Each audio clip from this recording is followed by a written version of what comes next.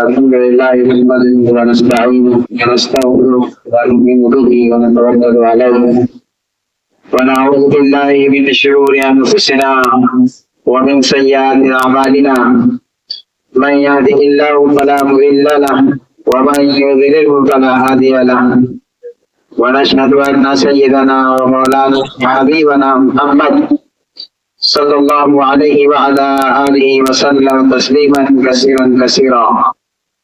قال الله تبارك وتعالى في القرآن المجيد والفرقان الحميد الذين ينفقون في السراء والضراء والكاظمين الغيظ والعافين عن الناس والله يحب المحسنين.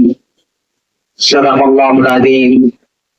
وعن ابي هريره رضي الله تعالى عنه قال قال النبي صلى الله عليه وسلم الايمان بضع وسبعون شعبه فافضلها قول لا اله الا الله وادناها اماطه الاذى عن الطريق والحياء شعبه من الايمان او كما قال عليه الصلاه والتسليم.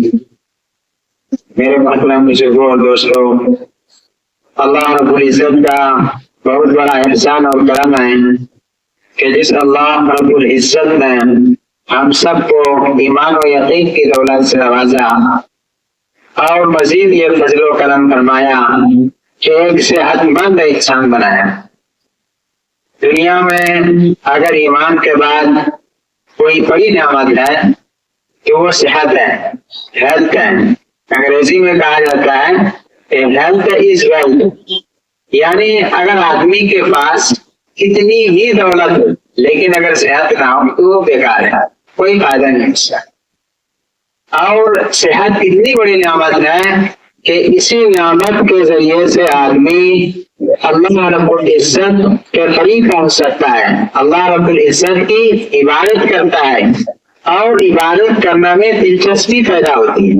ایک بیمار آدمی، اس کو نہ ذکر کرنے میں مزہ آئے گا، نہ رکوع کرنے میں اچھا لگے گا، نہ سجدہ کرنے میں اچھا لگے گا، نہ اس کی دل جمعی کے ساتھ وہ عبادت کر سکتا ہے. تو صحت جو ہے بہت ہی اہم ہے ایمان کے بعد.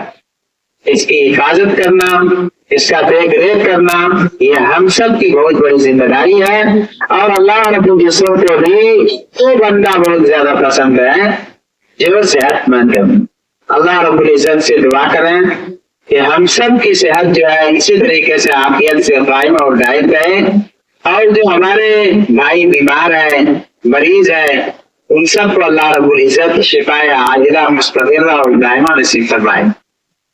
بہرحال میں نے آپ لوگوں کے سامنے جو آیت کریمہ تلاوت کی ہے، اللہ رب العزت نے اس آیت کریمہ میں ایک بہت ہی اہم اور بہت ہی اہم موضوع کی طرف جو ہے دھیان دلایا ہے، اور وہ موضوع ہے تحمل مزاجی. تحمل کا مطلب ہوتا ہے بوجھ اٹھانا. اور آدمی اگر دنیا میں بوجھ نہ اٹھائے تو ترقی نہیں کر سکتا ہے، اور دنیا میں بھی اور آخرت میں بھی. اور بوجھ اٹھانے میں انسان کو تکلیف ہوتی ہے، نہ چاہتے ہوئے بھی بوجھ اٹھانا پڑتا ہے. مثال کے طور پہ ابھی جو ہے چیتا کا دن ہے، اس میں دیکھیے آدمی سر کے اوپر جو دلہن کی چیزیں ہیں یا گیہوں ہیں، ان تمام چیزوں کی جو ہے آدمی بوجھ اٹھاتا ہے. اسی طریقے سے دھان کا وقت آتا ہے تو اس میں بھی آدمی بوجھ اٹھاتا ہے. اور اگر کچھ بھی نہ ہو تو روز مرہ کی زندگی میں کبھی آدمی اینٹ کی بوجھ اٹھاتا ہے، کبھی پتھر کی بوجھ اٹھاتا ہے، کبھی اسی طریقے سے چاول کا بوجھ اٹھاتا ہے، آٹا کا بوجھ اٹھاتا ہے. اب دنیا میں کسی نہ کسی وقت انسان کو بوجھ اٹھانا ہی پڑتا ہے، اور نہ چاہنے کے باوجود بھی بوجھ اٹھانا پڑتا ہے. اس میں تکلیف ہوتی ہے لیکن فائدہ بھی ہے. اگر بوجھ نہیں اٹھائے گا تو دنیا میں ترقی نہیں کر سکتا ہے. اسی طریقے سے انسان کے اوپر اخروی طور پہ بھی کچھ بوجھ ڈال دیے گئے.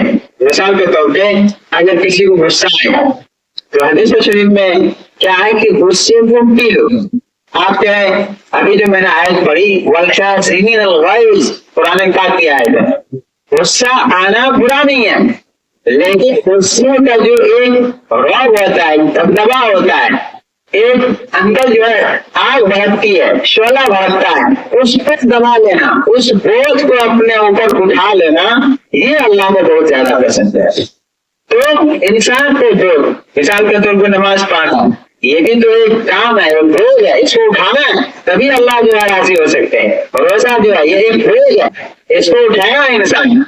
تو اللہ رب العزت ارشاد فرماتے ہیں کہ جن لوگوں نے اس دنیا ہمارے کہنے کے مطابق روز اٹھائیے تو قیامت کے دن انہیں بوجھ نہیں اٹھانا پڑے گا، اور جن لوگوں نے اس دنیا میں اپنے من کے مطابق چلا اور بوجھ نہیں اٹھایا تو قیامت کے دن اس کو بوجھ اٹھانا پڑے گا۔ کس کا؟